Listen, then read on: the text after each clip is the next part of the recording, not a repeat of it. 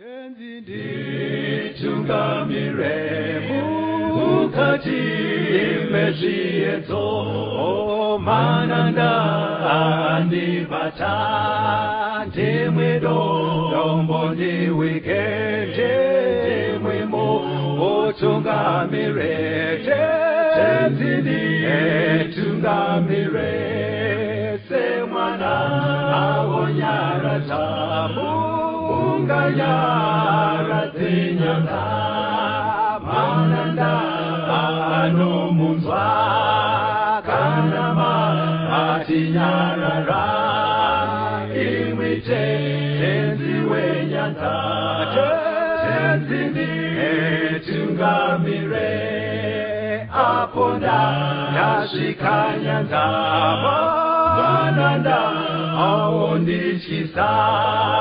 Andichina zororo Dotsamira kunemwika Kandinzwe eimi motiti Dinokuotungamira Kwaziwai vateereri, tinomuchingamidzai kuchirongwa The Second Coming of Christ chamunopiwa naPastor Gift Rhodzi veku-North Zimbabwe Conference of the Seventh-day Adventist Church namufundisi Caston Betera veku-East Zimbabwe Conference of the Seventh-day Adventist Church. Mustudio nhasi tina zvakare Pastor Isaac Mashinya veku-East Zimbabwe Conference of the Seventh-day Adventist Church naShailet Chakabveyo ari kutiisira musign language. Pastor Betera, kwaisai vateereri. Vateereri, tinokuchingamidzai kuchirongwa The Second Coming of Christ. Tinotenda. Mufundisi Mashinya, kwaisai vateereri. Vateereri, tinokukwazisai mose muzita raJesu. Tinoda kutenda hurukuro yatinayo nhasi ine musoro wenyaya unotiwo zvakazarurwa zvaJesu Kristu part 1. Zvakazarurwa zvaJesu Kristu part 1. Chidzidzo chedu vateereri chinobuda zvakanaka. Ndichakumbira mufundisi mutiverengere pana zvakazarurwa 1 verse ya 1. Zvakazarurwa chapter 1 pa verse 1. Zvakazarurwa zvaJesu Kristu zvaakapiwa naMwari kuti aratidze varanda vake zvinhu zvinofanira kukurumidza kuitwa. Akazvituma nomutumwa wake ndokuzivisa muranda wake Johani. Matangira ari kuita bhuku razvakazarurwa riri kuratidza kuti iro mukati maro munenge muine nyaya dzaJesu Kristu. Asi iye Jesu Kristu wacho achibatsira kuti nyaya dzake dzibude pachena. Jesu ari kubatsira kutsanangura nyaya dzake, nyaya dziri kutsanangurwa dziri dzaJesu wacho. Zvakazarurwa zvaJesu Kristu pari kubatikirwa. Kureva kuti here patiri kutarisa bhuku razvakazarurwa tiri kutarisa pamusoro pekuzarurwa kwezvaJesu. Kana kuti zviri kureva zvimwe chete kuti kuzarurwa kwezvaJesu nekuti Jesu wacho ndiye ari kuzarura zvinhu zvine chekuita naye. Ameno isaine mamwe mashoko Pastor Rhodes, but pfungwa yacho ndiyoyo. Ndiyoyo pfungwa yekuti zvakazarurwa kurati kana tichienda mubhuku razvakazarurwa. Sekukurukura kwatakamboita muchikamu chakapfuura. Pane zviri kuvhurwa kuti zviende pachena. Saka mukange mavhurirwa mubhuku irori wamunoona ndiJesu. Right. Asi ari kubatsira pakuvhurwa kwacho kuti muone ndiye Jesu wacho. Saka nhanga nyaya yebhuku razvakazarurwa iri kuti zvakazarurwa zvaJesu Kristu. Saka muchidzidzo chino ichi vateereri patiri kuti zvakazarurwa zvaJesu Kristu part 1 toda kuona kuti nyaya dzaJesu idzi dzakavhurwa kana kuzarurwa kutangira mubhuku razvakazarurwa here, kana Jesu akambozarurwa kuti azikanwe. Paakazarurwa zvakava nyore here kuti vanhu vakwanise kuona zvakazarurwa zvaJesu. Saka muri kuti mimi kuzarurwa kwezvaJesu kunoti kuiswa kwazvo pachena. Kuiswa kwazvo pachena. Hakusi kutangira mubhuku razvakazarurwa. Yes. Zvakatangira kumashure kuna amwe mabhuku. But pakananga nyaya yedu nhasi ndepekuona kuti pazvakamboiswa pachena vanhu vakazviona here sezvaishuvirwa. Exactly. Nechimwe chirungu atereri tingatika, this is a revelation about Jesus. But kurevhiliwa kwaJesu hakuna ungotangira the book of Revelation. Saka iro riri kuti raita revelation riri kuexpecta kuti tigone kuona. But toda kuona, because imi munotozviziva kwamuri vateereri kuti vanhu vakataura bhuku raRevelation vanongoita harinzwisiki. But iro riri kutoti no tarivhila. But isusu vateereri tikuramba chiti hapana hatisi kuzvinzwisa. Saka toda kuona kuti pane zvimwe zvakamborevhiliwa about Jesus zvakava zvakajeka here kuvanhu, vakagona kuzviona here kuti zvazarurwa.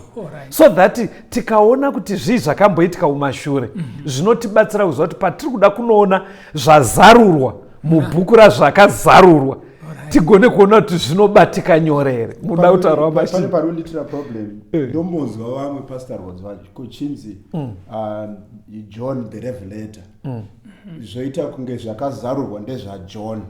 But pamuri kutaura muri two muri kuita sekunge muri kuti zvakazarurwa si zvaJohn.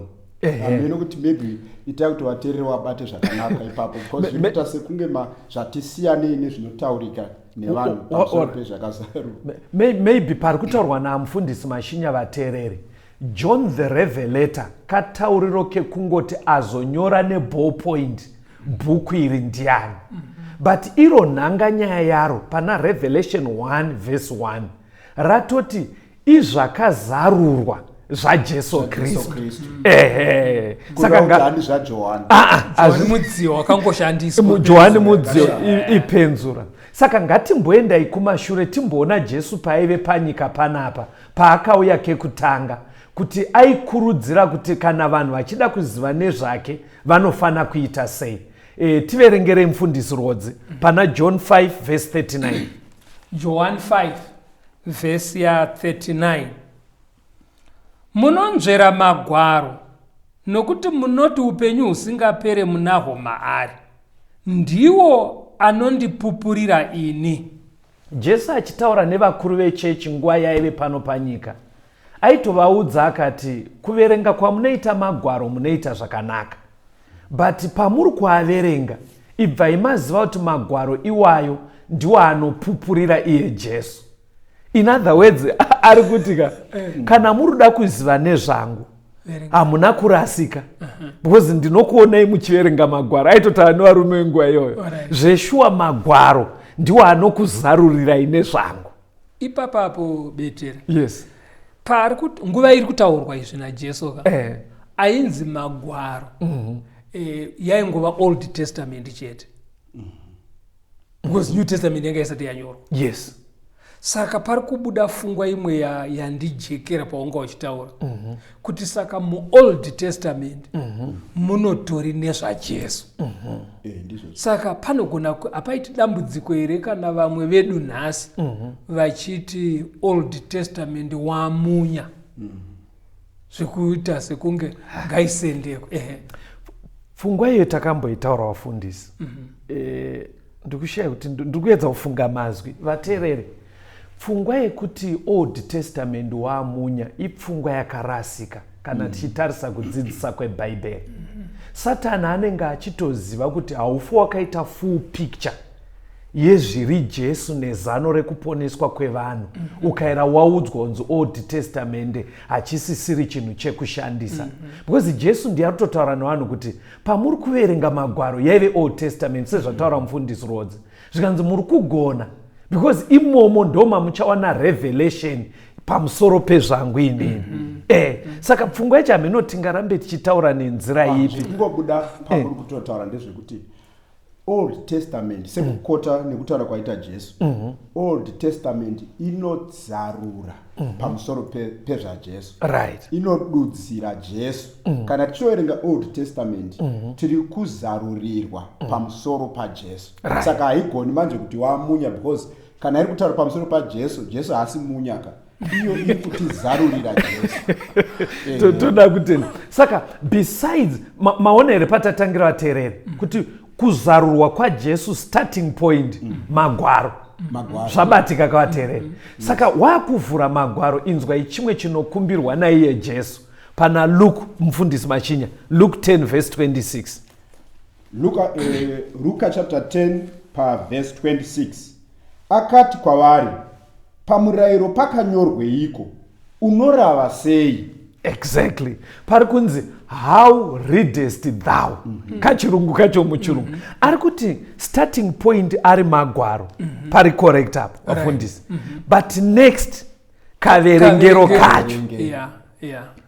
Ndo next kanodiwa manje. Pakugadzirwa kwechidzidzo icho wafundisi. Pfungwa ida kuti iuye. Ndiye kuti vanhu vazhinji ukanzwa vachiti bhuku razvakazarwa harinzwisiki. Hakusi kwekuti havasi kuriverenga. Okay. Vazhinji vevatendi papoint number 1 here tinotovamaka kuti pari right, because bhaibheri vanotorinaro vanotomboverengawo zvakazarwa uya. Next point manje ndeyekuti kaverengero ndo kane nyaya. Because muchiona kuti vanhu vaitaura naJesu nguva ika vachiverenga kudaro vakatadza kumuziva kusvika pakunomurwera pamuchinjiko. Saka problem haisisiri yekuti vanga vasina magwaro. Saka problem inenge yatopa next point yekuti ndofunga kaverengero kavo kakatadza kuita kuti vaone kuti ndiye Jesu. Parikunzi pamurayiro pakanyorwei Old Testament, right? Ndo iri kunzi pamurayiro pakanyorweiko. Pobva panzi manje munorava sei. Okay. Ari kureva kuti dai kuri kuti manga muri kuverenga Old Testament inowaya ine murayiro wangu, mungadai makanzwisisa nezvangu nekuti inondizarurira, inozarura nezvangu. Saka abva azobvunza manje kanzi munoverenga sei. Right. Kureva kuti problem yekusanzwisisa even muchiverenga kaverengero kenyu, maybe neattitude yenyu pamunoapproacha kuverenga kwacho. Saka result inozobuda mufundisi Rodzi iri pana zvakazarwa 22 verse 18 na 19. Zvakazarwa 22 verse ya 18 na 19. Ndinopupurira mumwe nomumwe unonzwa mashoko okuprofita kwebhuku iyi ndichiti, kana munhu akawedzera pazvinhu izvi, Mwari uchawedzera kwaari madambudziko akanyorwa mubhuku izvi.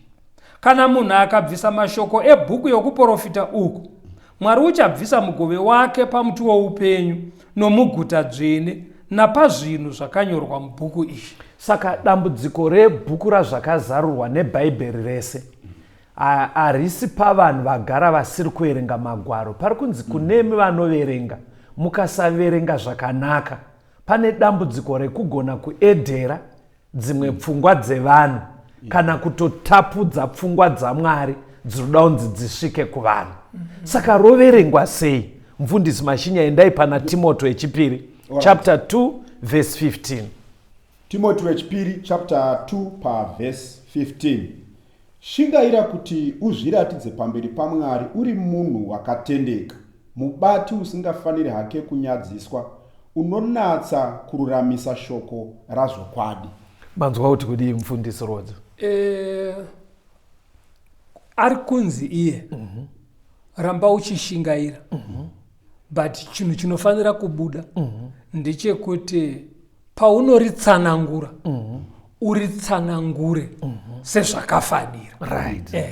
Saka pane kadudziriro kana kuti kanzwisisirwe kanofanira kuitwa shoko raMwari. Right. Toda kutenda. Saka vateereri, shingairai kuti mugone kunyatsa kuverenga sezvinodiwa naMwari, richinyatsodudzirika zvakanaka. Papfungwa yatatanga naiya Jesu achitaura nevai vakuru vechechi, imbodzokai pairi mufundisi Rodzi pana John 5 39 verse ya neverse 46.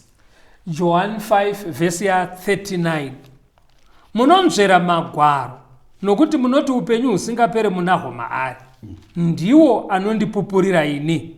Verse 46. Nokuti dai maitenda Moses, mungadai mainditenda ini, nokuti iye akanyora zvangu. Saka kaverengero manje zvakanofana kuita pandima yemaverenga paita clue. Okay. Hanzi naJesu pamuri kuverenga magwaro yaive kwenguva yeOld Testament, zvikanzi muri kuita zvakanaka. Okay. Because ndinokuonai munoshingaira muchitsvaga upenyu husingapere mumagwaro, ipapo muri right. Because mukanoverenga mumagwaro ndiwo anondipupurira ineni. Nekuti pamurayiro nana Mozisi pakanyorwa nezvangu. Okay. Muchidzidzo chatakamboita mufundisi kumashure chaiburitsa kuti kazhinji ukanzwa kuNew Testament vachiti pamurayiro kana kuti vakati Mozisi vari kureva mabhuku aya akanyorwa naMozisi kubva pana Genesis kuti Genesis, Exodus, Numbers, Deuteronomy, nemamwe anouya adzokororei 5 akanyorwa naMozisi aya. Genesis, Exodus, Leviticus, Numbers, Deuteronomy. Right. Mabhuku iwaya mukatarisa vafundisi mabhuku emurayiro ari kutonzi naJesu pakanyorwa nezvangu.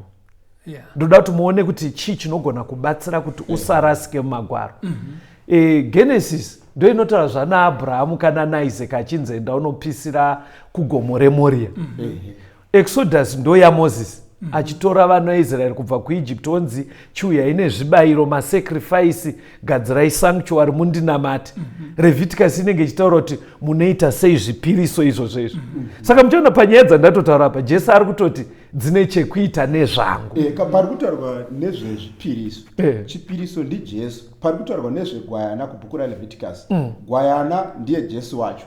Pari kutaurwa nezvemuprista kumabhuku aya, muprista ari kunongedzera Jesu. Right. A priest is a type of Christ. Right. Saka muri kutaura zvakanaka. Pandinoda kuti pachijeka manje muri kuona here kuti pakuverengwa kwacho sekutsanangura kwamamuchiita ukangoriverenga uchimhanya usingaone kuti rese rakazara nezvaJesu, ndo panobva paya temptation yekuti nhai tichiri kushandisa Old Testament here. Saka vakuru vaitungamira chechi nguva iyi vaigona kutotadza kuona Jesu nekuti muchaona vakazomurwera because havana kunge vaziva kuti kanyorerwe kebhaibheri aka kari kususukidza kufananidzira nekunongedzera pana Jesu. Saka ngatichiendai paend result yacho.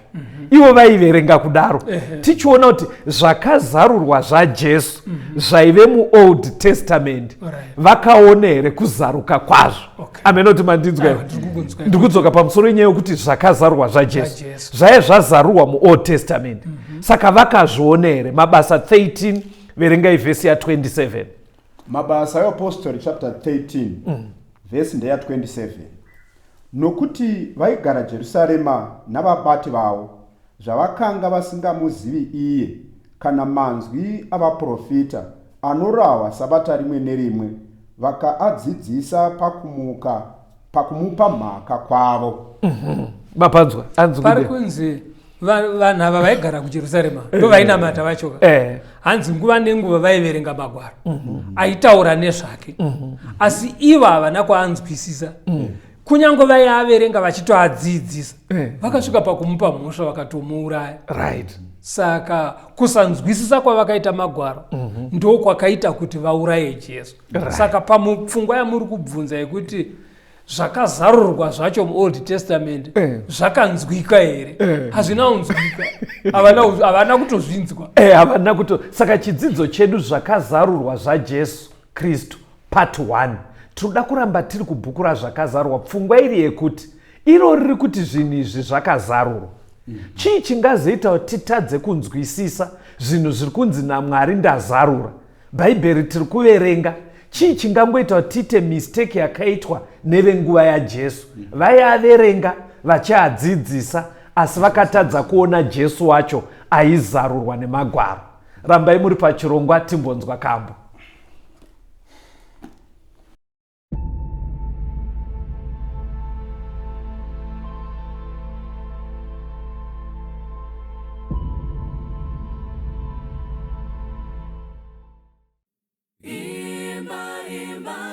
Kuneni mazwi eupenyu nganione kunakawo mazwi eupenyu mazwi akanaka anondidzidzisa mazwi aya akanaka mazwi eupenyu mazwi aya akanaka mazwi eupenyu Kristu anovapa vese mazwi eupenyu. Inzwanyi imwi vatadzi, mazwi eupenyu. Anotipa tese, tinozova vake, mazwi aya akanaka, mazwi eupenyu. Mazwi aya akanaka, mazwi eupenyu. Raura zvevangeriro, mazwi eupenyu. Vese vachasunungurwa, Jesu muponesi. Unotishenura, tipinde kumusha, mazwi aya akanaka, mazwi eupenyu. Mazwi aya akanaka, mazwi eupenyu.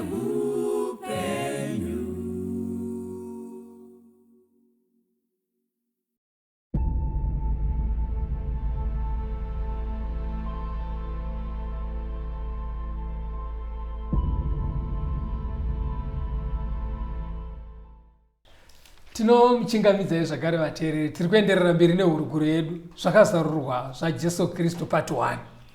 Pfungwa iri yekuti zvajesu izvi hazvina kutanga kuzarurwa mubhuku raRevelation, zvaive zvakatomboiswa pachena kuOld Testament.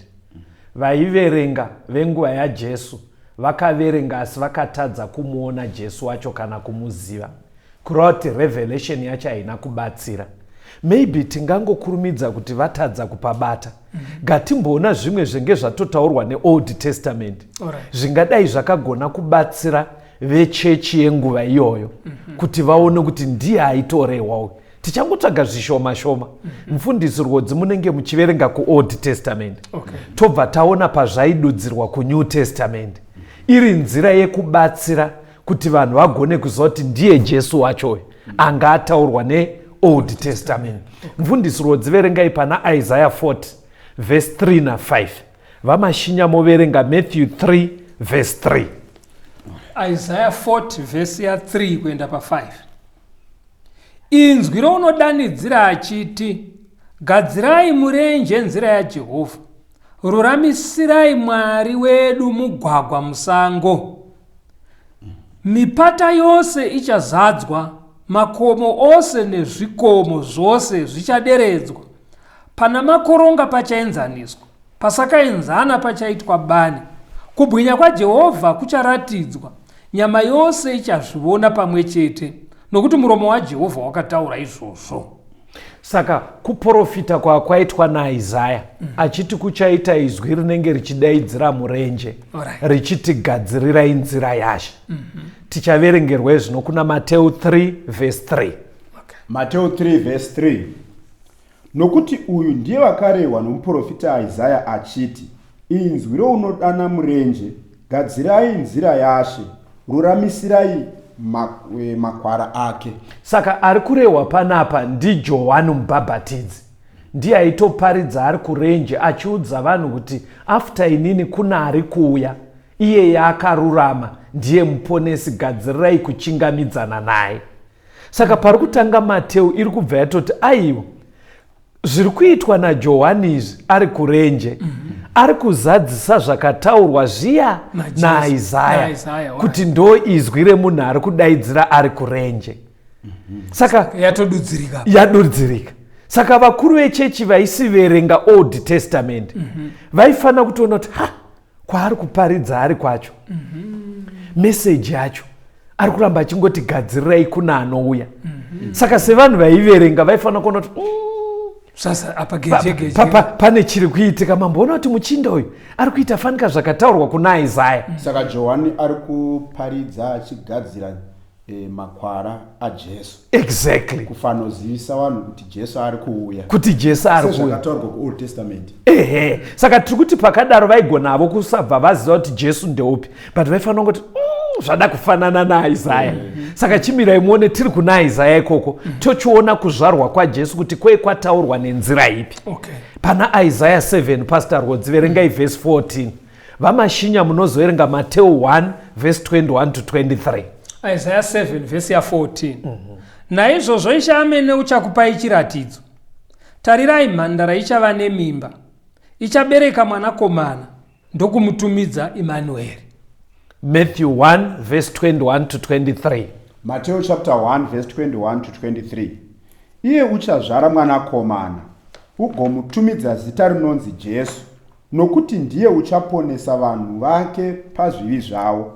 Izvozvo zvose zvakaitwa kuti zviitike zvakarehwa naShe nomuromo waprofita achiti, tarira, mhandara ichava nemimba, ichazvara mwanakomana, vachamutumidza zita rinonzi Emmanuel, ndokuti kana zvichishandurwa Mwari unesu. Kuzvarwa kwaJesu, Isaya anga aprofita kuti achazvarwa nemhandara, kureva kuti achazvarwa namai vanenge vasina kumbobvira vaziva murume. Saka azozvarwa Jesu wacho, vafundisi ndofunga munobvumirana nendai tatine nguva, mune ndima dzakawanda muNew Testament dzine kakusoropodzwa kaiita Jesu, kakuratidza kuti vakuru venguva iyoyo vaitoziva kuti kazvarirwo kemukomana uyo hakazi straight, saka ivo vaitoita zvine kakunyomba, but havana kukwanisa kuona kuti aiwa kakunyomba katiri kuita ka ndo zvakataurwa naIsaya. Kuti muponesa achazvarwa kazvarirwo kakadai, achazvarwa nemhandara. Saka handefuti pamberi tione kuti zveshuwa zvaJesu zvanga zvazarurwa here, because ndo patiri ipapo kuti zvanga zvazarurwa here zvakadaro zvekuti vanhu vaifana kuzvibata. Pastor Betira, yes, patabva kuverenga apa pana Mateo chapter 1 pari kubuda pfungwa inoratidza kuti sei Jesu ari kushingairwa kuzarurwa. Because panzi mutumidzei zita rekuti Jesu, chikonzero ndechekuti ndiye achaponesa vanhu vose kubva pazvivi zvavo. Ndofunga ndosika Bhaibheri ine shungu kubva kuOld Testament kupinda muNew Testament kusvika kuna zvakazarurwa, hatina rimwe zita ratiri kunzwa rinoponesa vanhu kunze kwezita raJesu. Saka I think ndo saka chidzidzo chedu chiri kuda kuzarura Jesu. Because pfungwa yacho tikazarura zvimwe zvinhu zvese muBhaibheri topotsa Jesu. Hapana chataita. Kana kunamata kureve chii. It's unfortunate kune vamwe avo vanoramba vachiti like kunyika kwatiri varare kuti varungu vanenge vachishandisa vakauya vachipamba nyika kare. Saka unonzwa zvichinzi Jesu mudzimu wevarungu. It's unfortunate pfungwa iyoyo. Aiwa, amenoti ungabatsire sei? Inzira dzinongoshandiswa naSatani kuti vanhu varambe pakakora, kuti ndo chaipo mudzi wekunamata kwese neruponeso rwedu. Ngatichinzwei kuti kazvarirwo kake nenzvimbo yaanozvarirwa yange yakataurwa here. Mika 5 verse 2. Mika 5 verse ya 2.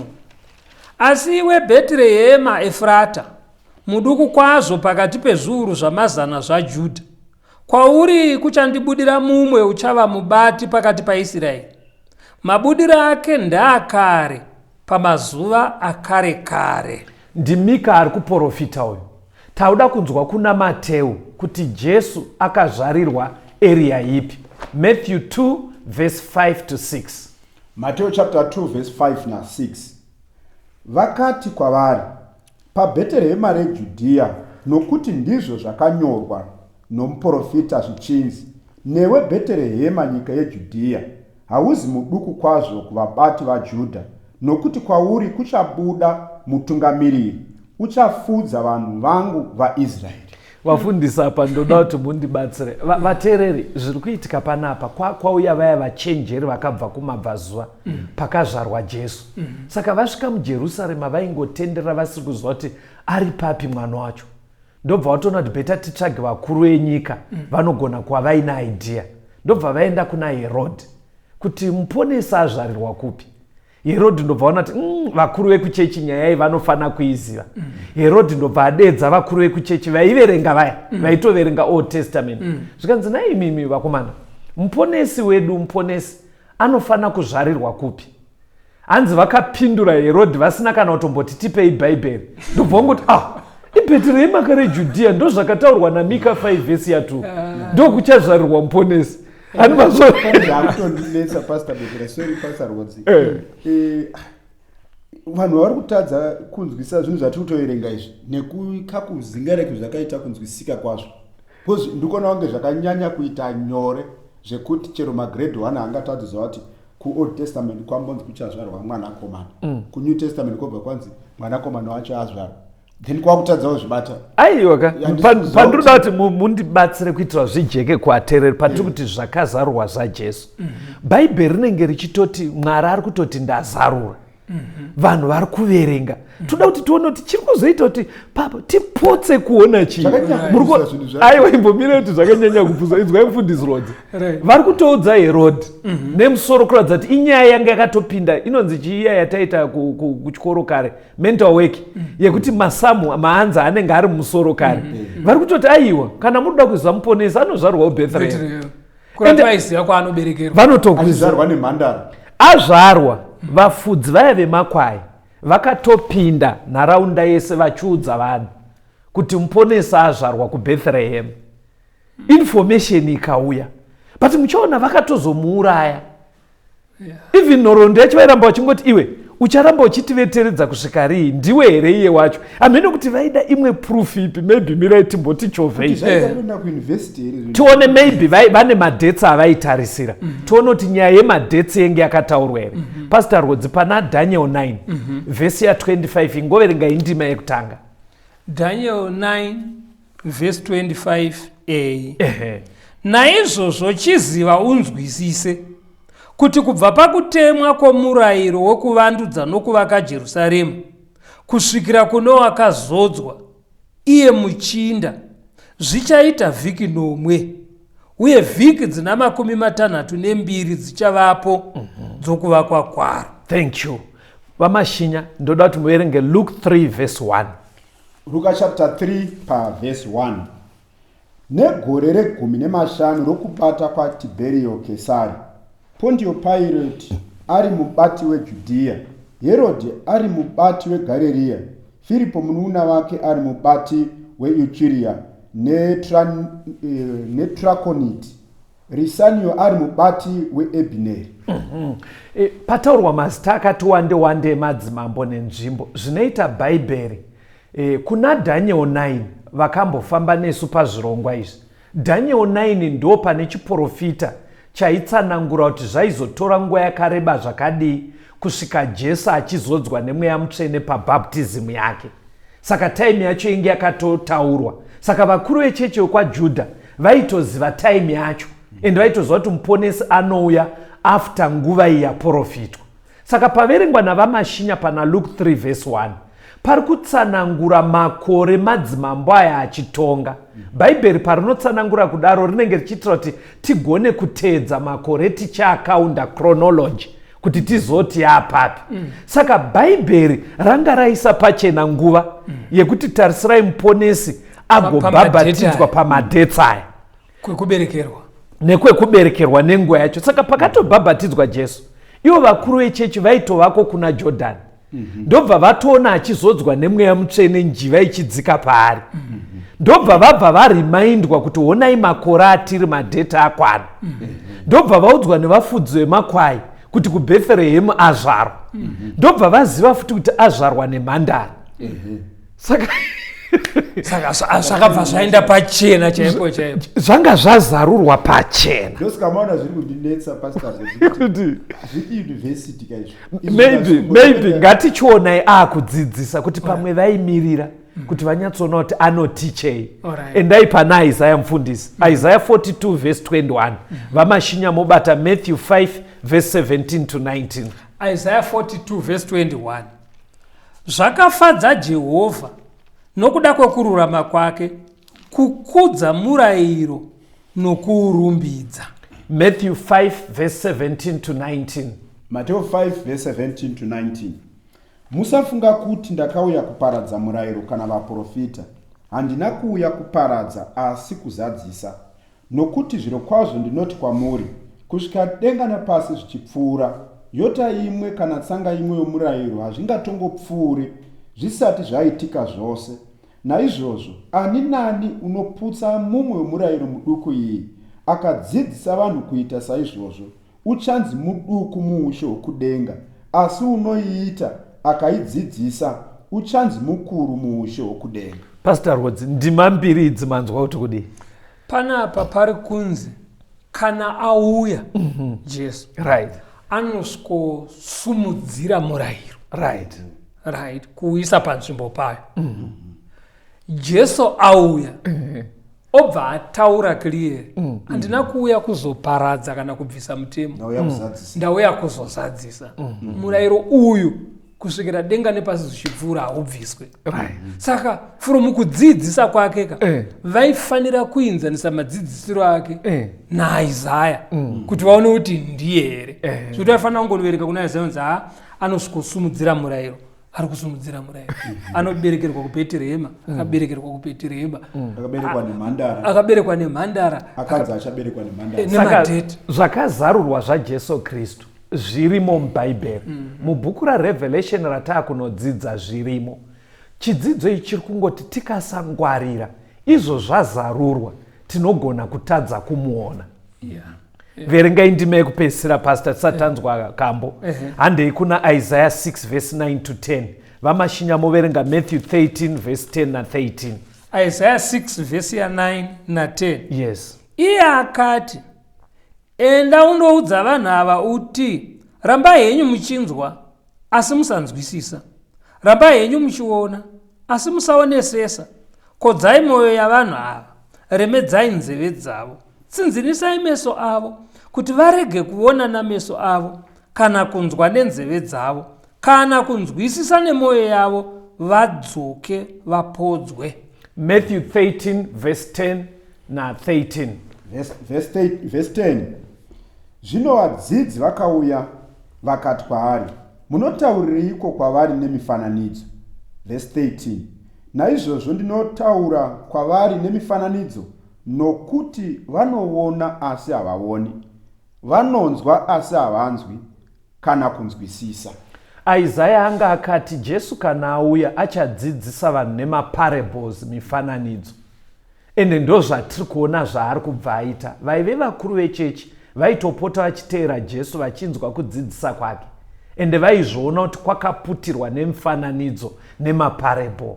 Kureva kuti Old Testament yenge yazarura zvaJesu, asi vakatadza kumuziva Jesu. Zvakazarurwa zvaJesu Kristu part 1. Tiri kuti bhuku razvakazarurwa riri kuti takuzarurirai nyaya dzaJesu. Iye Jesu ariye futi ari kudzizarura. Pasaite dambudziko ateereri pakati pedu kuti zviri kunzi zvazarurwa totadza kuzvibata, maybe because kaberengero kedu. Tombodzwa kambo wafundisi. Regai timbodzwa kambo.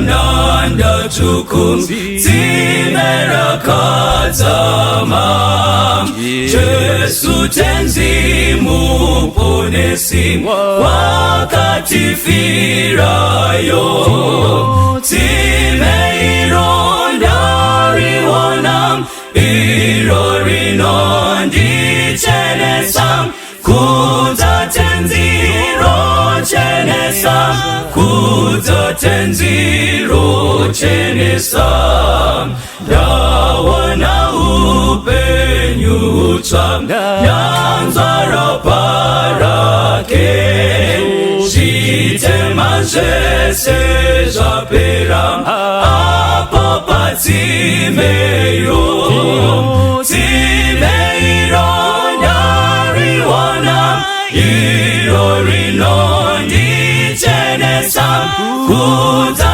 tenziro chenesa Kudza tenziro chenesa Ndamuka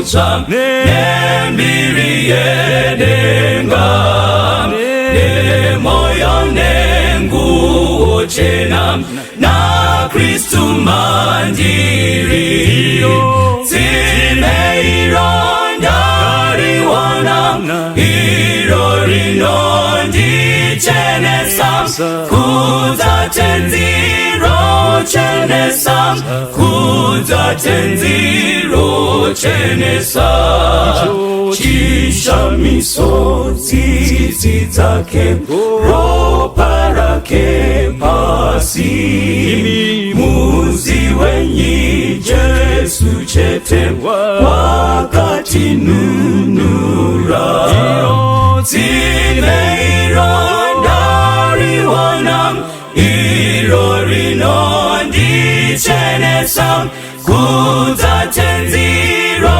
chenesa kudzatenziro chenesa tsime ironda riwana iro rinondichenesa kudzatenziro chenesa kudzatenziro chenesa tsime ironda riwana iro rinondichenesa kudzatenziro chenesa kudzatenziro chenesa.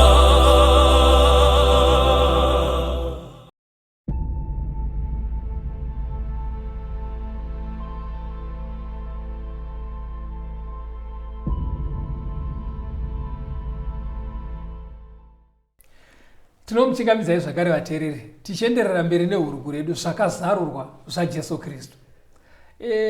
Tiri kudzidza bhuku razvakazarurwa ratiri kunzwisisa kuti zvakaiswa pachena ndezvaJesu.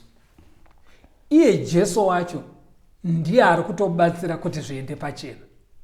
Asi muhurukuro yedu zviri kubuda pachena kuti hakasiko kekutanga Jesu achiisa pachena kuvanhu zvine chekuita naye. Chinhu chaakabvira kare kare achingoita zvakarekodwa even kuOld Testament. Saka vanhu vainamata pakauya Jesu vaitoverenga zvakanga zvaiswa pachena naJesu pamusoro pake kuOld Testament.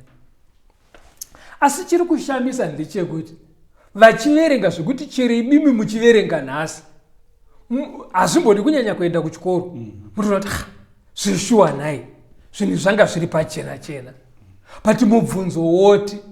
Saka chii chakaita kuti vatadze kunzwisisa vafana pakutaura mazano kuti pati vanhu vakarasika papi ndo hanzi vafarwa nei handi hedu mberi mufundisi. Saka pamasira mufundisi iri kuita kunge yambiro kuti bhuku razvakazarurwa riri kutoti it's a revelation.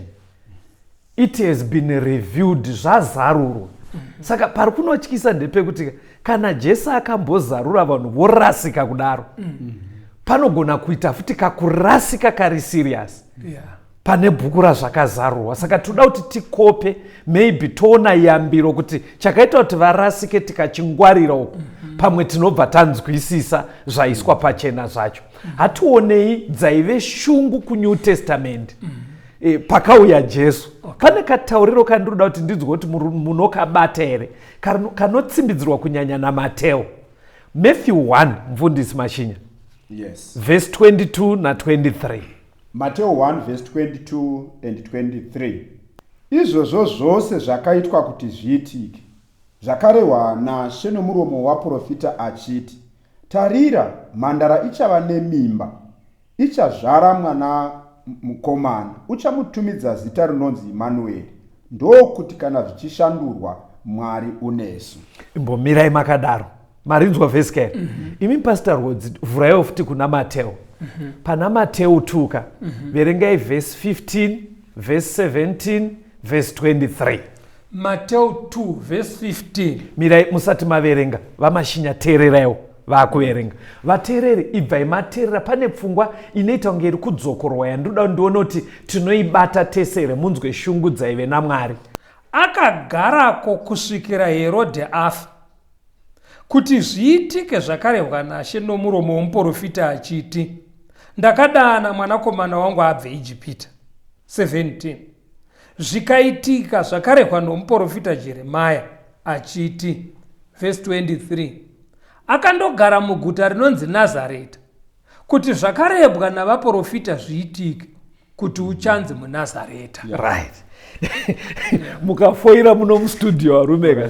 Don't expect kuti vateereri vava pamwe vanogona kuva vatozvibata, but mimi ndimo wandine mukana wokubvunza.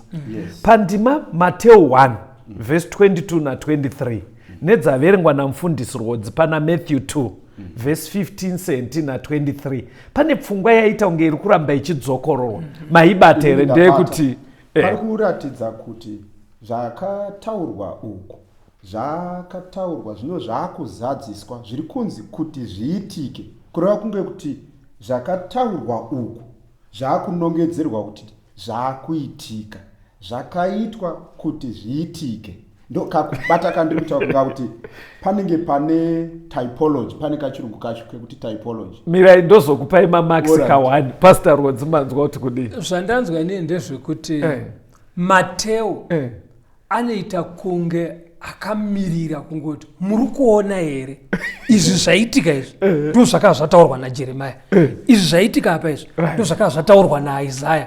Kureva kuti ari kuti Jesu ari kuzadzisa nemo zvakaiswa pachena nezvake kuOld Testament. Thank you Magona wafundi. Mateo ka mukamuverenga anotoita kunge akangomirira izvozvo zvekuti vanotodzidza Bhaibheri vanotonyanya kuti kusiyana kwakaita Mateo naMarko naRuka naJohn, vanototi Mateo ka akanyora bhuku rake aine pfungwa yekubatsira vanhu vechiJudha kuti vaone kuti zvanga zvazarurwa zvaJesu. Saka sezvamataura Pastor Rhodzi, Mateo anoti akati fambe ongoti mazviona here zvakataurwa zviya zvazadziswa mazvo kuda kuvabatsira kuti vasarasike. Ndo pfungwa ina Mateo. Ngatirambei tiri pana Mateo ipapo.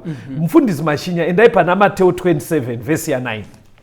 Mateo 27 pa verse 9. Yes. Zvino zvakarehwa nomuprofita Jeremia zvakaitika zvinoti, vakatora masirivheri ana 30 mutengo waiye wakatarirwa mutengo uyo wakatarwa navaIsraeri. Manzwa here zvakamirira Mateo.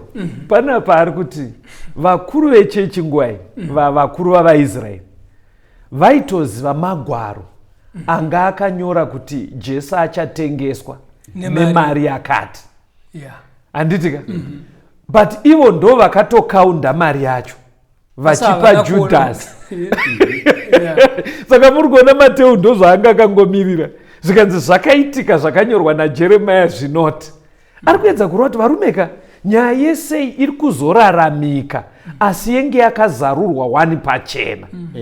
Saka kwaive kuvabatsira kuti kuri kwekuti manga muine excuse yekuti taigomuziva sei Jesu acho. But honai kwese kwatafamboko kutozosvika pakukaunda mari zvaingozadzisa. Saka muchaona kuti Mateo anoramba achitsimbidzira vateereri pakuti kuti zvakarehwa nemuprofita zviitike, kuti zvakarehwa nemuprofita zviitike, kuti zvakarehwa nemuprofita zviitike, kureva kuti zvanga zvakazarurwa but vanhu vakazvipotsa. Mufundisi Rhodzi pana Mateo 26 tichiri kuna Mateo, verengai verse 31 neverse 56. Mateo 26 verse ndeya 31.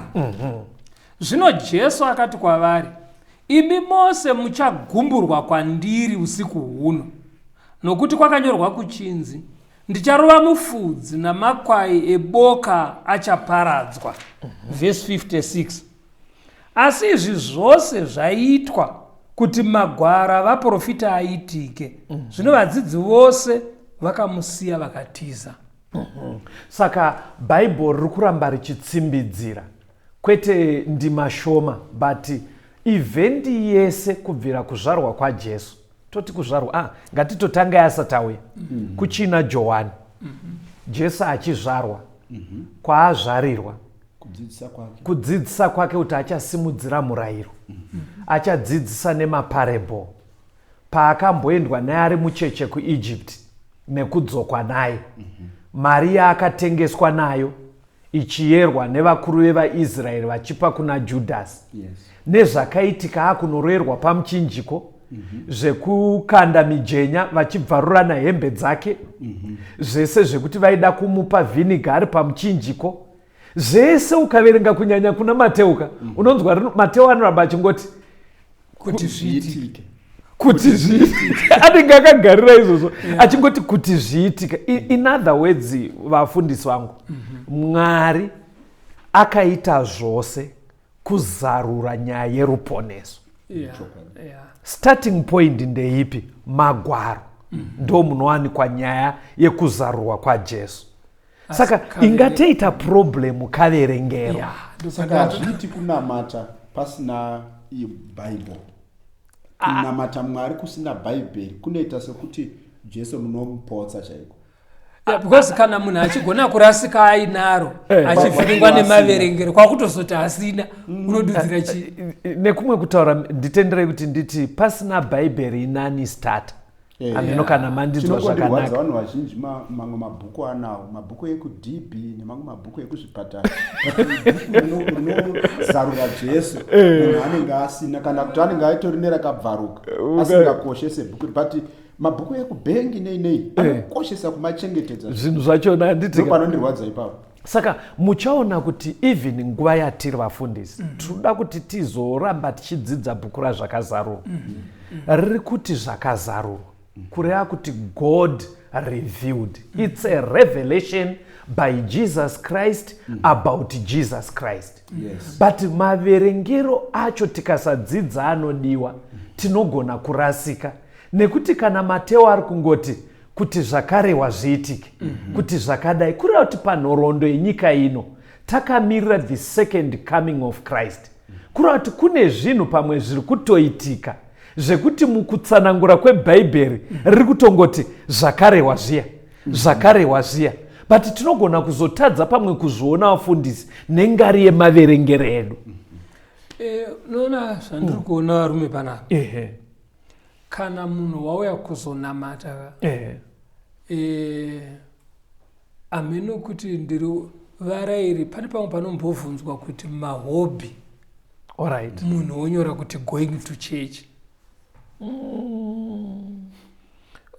Hobby akasika chirungu here kanongoreya kuti zvinhu zvaunongoita wavarayirwa paspare time. Handitwa zvona. Saka kunamata kukaiswa kwespare nyaya yainobude. Because kuti woti zviri nguva yespare wobva wati ndo zvarehwa naIsaya zvabuda futi pana Mateo. Hauzviite panguva yespare. Zvinhu zvinoda kutotsaurirwa nguva. Nemamwe manzwi vateereri tiri kuti nyaya yekudzidza, because taona kuti munhu anogona kunorasika nekaverengero. Saka chinhu chinoda kutotsaurirwa nguva nekutozvipira nekutocherechedza uchitokumbira kuti Jesu ndimi munoratidza zviri kunatsonzi chii, uchiinzanisa tsamba nerimwe zvinobuda. Ipo patinoramba chingoti kuverenga kushandisa magwaro, pane vamwe vandotaura navo vateereri vachiti panyaya yekuti bhaibheri munonyanya kwamuri vateereri, ndikutoziva kuna asina bhaibheri. Maybe kukubatsira vafundisi munoshamisika pandotaura nevateereri. Ndiri kukumbira kuti pachapera chidzidzo chinoichi vateereri, let's be genuine. Vasina mabhaibheri ingoisai message kuti mufundisi mukuru wachokwadi ina handitorina. Kwete kuti tiri kuita kunge kutonganaba, because pfungwa yatinayo ndeyekuti bhaibheri ndoitori starting point. Be open, ungoisenda ka message kuti kutaura chokwadi vafundisi inini bhaibheri handidi.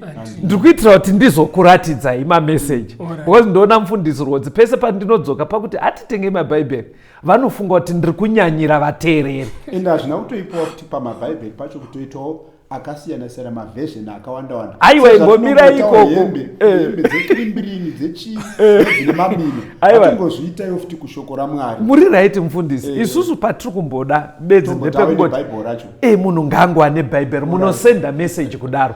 Maona Mateo anga achiti kuti zviitike, kuti zviitike. Ngatione end result yacho. Pana Mabasa 10 verse 43.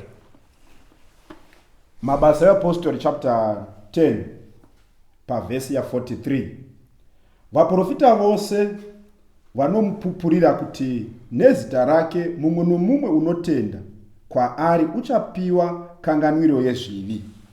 Hanzi Old Testament yese vaprofita vese nyaya dzaivemo mutanda wenyaya wacho theme, whether pataurwa zvaDavid naGoriati, whether pataurwa zvaAbhurahamu naIsaki, hanzi mutanda wenyaya wese weOld Testament waipupurira, waifananidzira, wainongedzera kuna Jesu. Sei wainongedzera kuna Jesu? Ndo zita rega ratinowana kanganwiro yezvivi, ratinowana rudzikinuro nekuponeswa.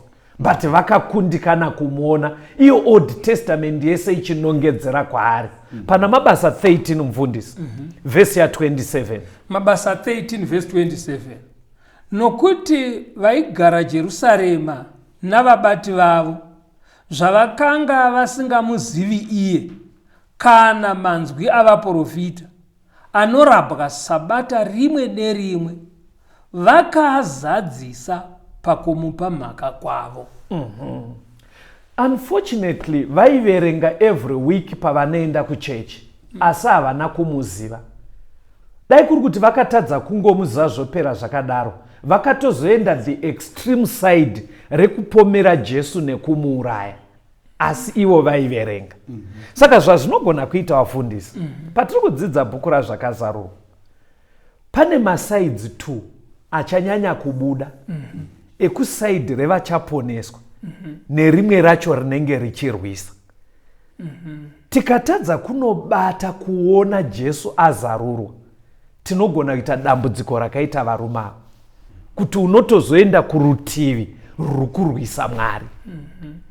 Muri kuona kutyisa kwazvinonoita kuti iwewo ngoritori kusaidhi kunoverenga Bhaibheri, but ukatadza kuona kuti revelation Jesu ari kuzarurwa sei, unogona kutozoenda kusaidhi rekuti uri kurwisa saidhi revaMwari. Ndokumbira kuti muoneke vateereri edu mufundisi, ameno kana manzwa pfungwa yatapedza nayo, kuti unogona kuva utori serious. But muchiona bhuku razvakazarurwa pane parinozotaura zvekuti kune vane maki vamwe vachidai, unogona kuti wapotsa kunzwa kuti zvazarurwa sei, wotoenda opposite side riri kurwisa Mwari. Saka vateereri, zvakazarurwa zvaJesu Kristu part 1 ndo yatanga tichiita kuti zvakazarurwa kubva kare kare kuOld Testament. Mukatarisa muNew Testament mese vaishingaira vana Mateo kuti vangoisa pachena kuti nyaya ndeyaJesu yakabvira kare ichitaurwa. Ndo nyaya yatinonopinda nayo muna zvakazarurwa, zvichiiswa pachena. Asi ngatingwarirei madzidziro atinoita kuti tisazopedzisira takurwa naMwari wacho watinonamata nekurwisa zvake. Ngatirambei tichienda mberi nekudzidza, tibatei panhare dzinotevera, mugone kupinzwa mumagrupu amunoenda zuva nezuva muchiwana chidzidzo, murambe zvinhu izvi zvichikujekerai zviri kuzarurwa zvacho pamusoro paJesu. Tibatei panhare dzinotevera 0774 651 181, 0774 651 181, kana kuti 0716 452 086, 0716 452 086. Mwari vave nemi, tigosangana muchikamu chinotevera.